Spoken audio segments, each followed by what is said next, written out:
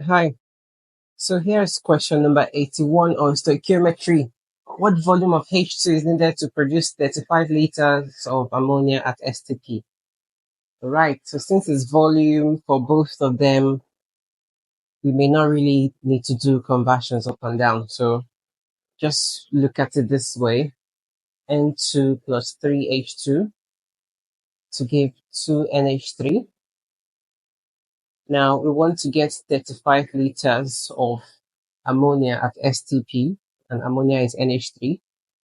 What volume of H2 is needed? So basically asking us what is X in this case.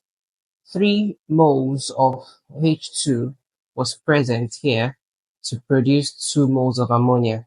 So if you have 35 liters, you can also use proportion to tackle this. The volume and the number of moles are also like the same thing in this case, based on what Avogadro said. Yeah, so we can assume that 35 liters is like 35 moles. Okay.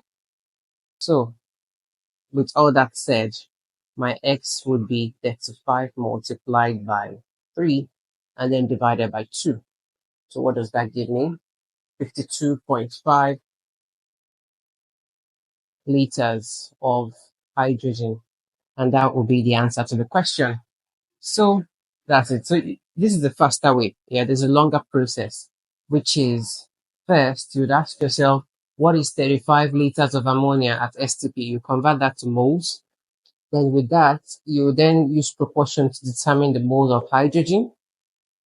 Then you convert that moles of hydrogen back to liters in volume.